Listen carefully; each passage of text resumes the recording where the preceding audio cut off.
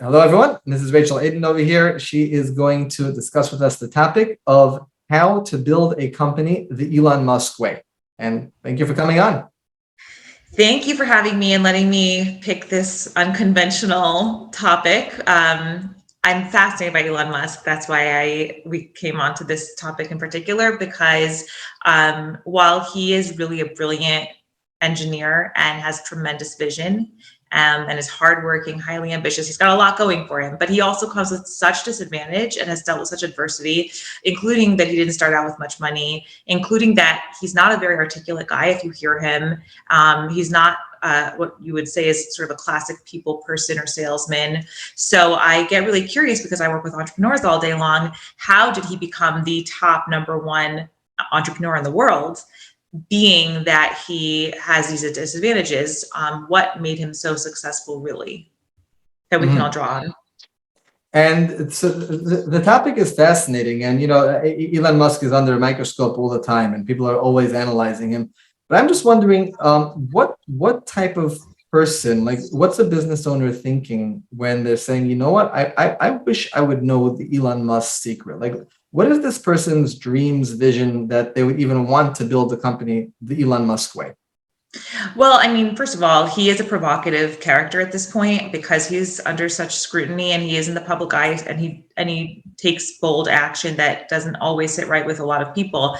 So when I say that, I don't mean the Elon Musk way in terms of agenda or kind of anything political or anything like that at all, or even stylistic if there's something there. But it's more a matter of seeing how did this one individual who isn't what you would define as a conventional leader when you think of the biggest leaders in our American history, let's say in the last 100 years, and it isn't what you would expect in an entrepreneur. And yet, how has he risen through the ranks and distinguished himself in this way? And if he can do it, perhaps I could do it on some level in my own way as well. Got it. Wow. So we have people out there that are building a company, not sure if they have what it takes. They see other people that have built tremendous companies, and let's just take the easy examples, like let's say Gary V, or anybody else that's out there. And yeah, you have a charismatic fellow that's just very, very. Of course, he built himself into it, but there's the obvious route towards success, and then there's the less obvious. We have somebody who, if you would look at him from a distance, you wouldn't see much. If you look at him 40 years ago, so you saw some engineer. That's okay. He's a bright guy. There are many bright engineers out there. So how do people like that build these massive empires and become the richest, second richest person in the world? And that's what we'll be looking at. Yeah. And I love that you brought in Gary Vee or like a character like Grant Cardone, because these guys are super charismatic and really know sales back and forth. And so because they're able to bring in a huge amount of sales, they typically don't have the infrastructure to support that kind of a business.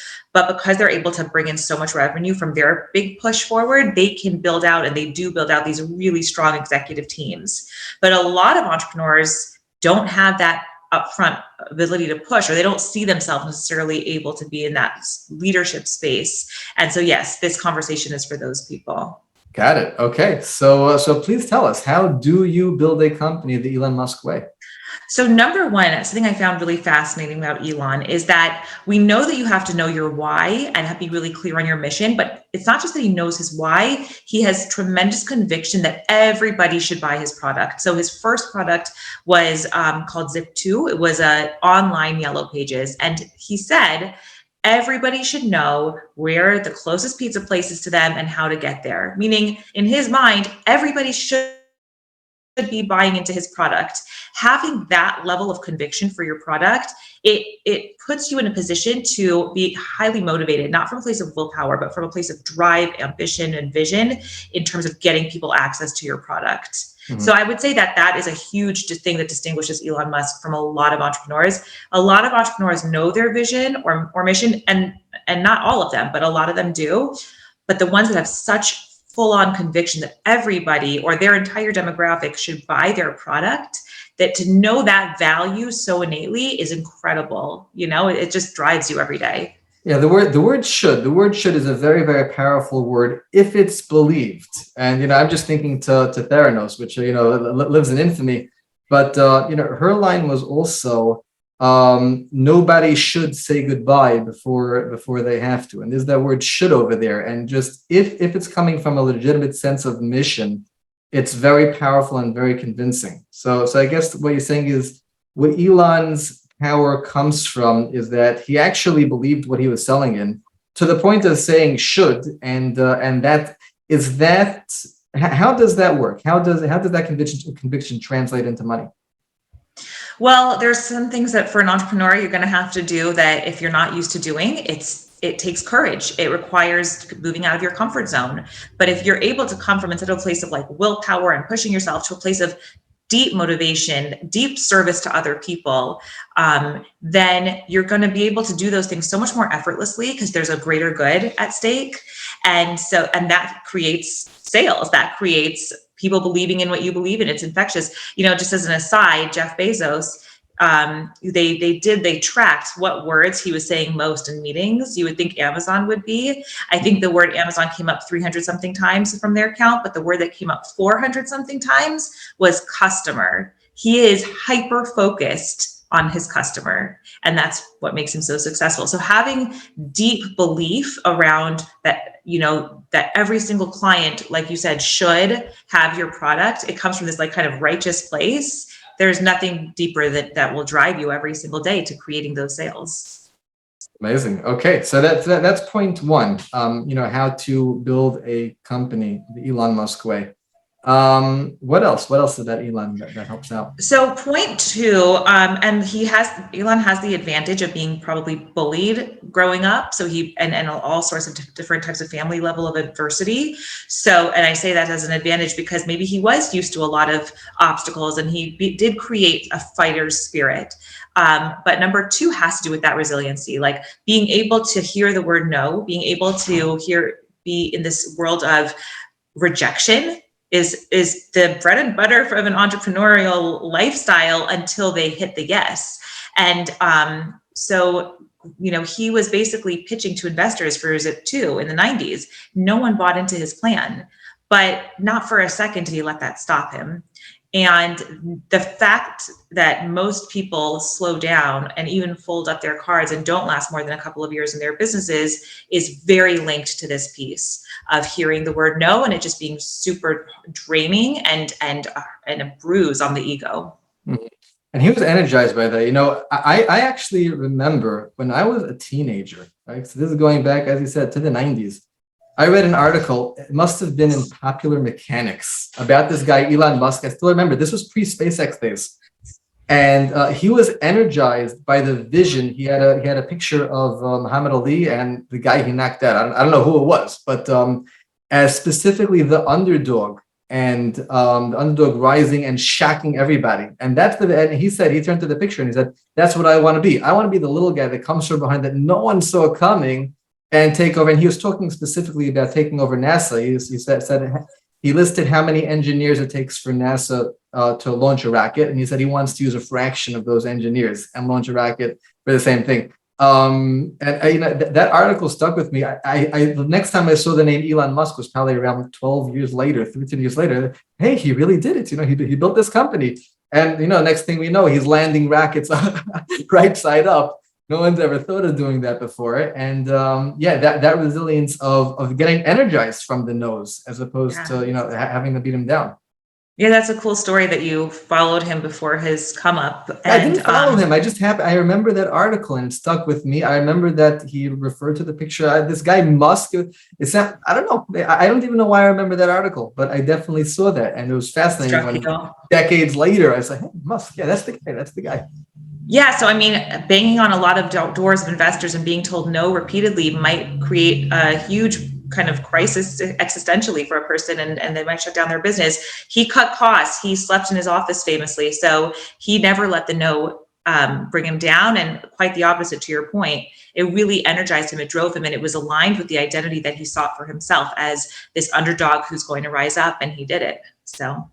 Wow. Yeah. Okay. So so what we have is, and I guess this would really be related to step number one, because you have to have a strong conviction in order to take those no's. And it's great to speak about having no's energize you. But why would they? Towards what? So it really, I guess, it still starts from that conviction that this is something that has to happen, that must happen. And those no's are basically irrelevant because, you know, if the opportunity wasn't right now, then it'll be tomorrow. Because I'm gonna use that no as energy to just because I have to find a better solution than the one that didn't work until I find the one that does. Yeah, 100%. And I actually have a mentor who says yes lives in the land of no's.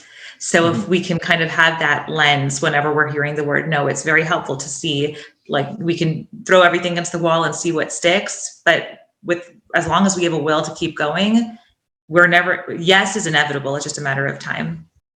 Okay, got it. So that's step number 2. Anything else? Yeah, last one. So this one is about creativity and scrappiness, because Elon Musk, when he was trying to create this funding and he hit a wall with the investors, he had to circumvent the investors and figure out another way. So he started going to local businesses and offered that if they are included in his online yellow pages, you know, they would need to pay some kind of buy-in. And it started small, local businesses, small fees, and then it grew and grew and grew till it was at the highest level companies with much bigger premiums to be included.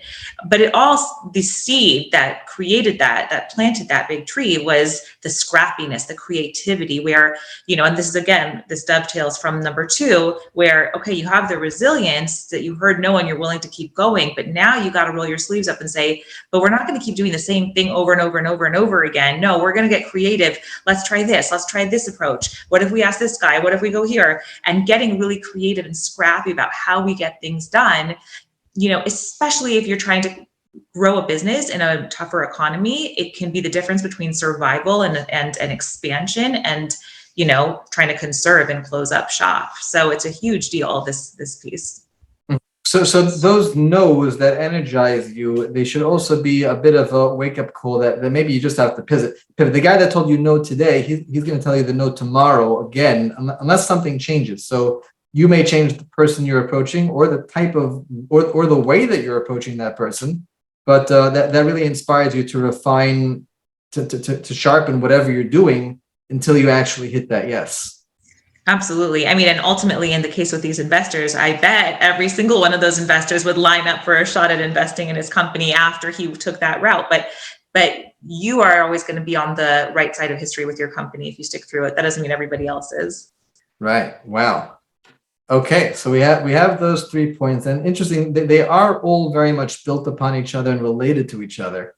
Right. We have the vision that everybody should, the conviction that everybody should. Getting energized from the nose and pivoting and creating something that's even better that becomes, you know, irresistible at a certain point. How does one start? Like, okay, so someone's listening to this and they're thinking, okay, so I'm not Gary V, and so maybe I'll try Elon's way of building a company. How do we start doing that? I think one of the most important lines a person can say about their own business is, I'm worth it. My business is worth it. If you're not at that place to be able to say that, that's a really great place to start. If once you know that your business is worth it, then that you're worth it to keep going, now you can start tapping into all these steps. But you have to first create that sort of perceived value. I have someone in my life who he writes love letters to every business he starts because he wants to be so enwrapped with his business, so with such deep belief. He starts many businesses? Yeah, multiple businesses. Okay. So he writes a love letter for each one because he wants to be so deeply committed to what he's doing. And that's why he's able to be resilient. That's why he's able to be creative and scrappy. That's why he has a deep belief that everybody should create the product. So it really starts there. If you can be able to create this belief in your own value and in your business's value is fundamental. And that's a really important starting point. Fantastic. Okay, great. Thank you you very much for all that. It was fun.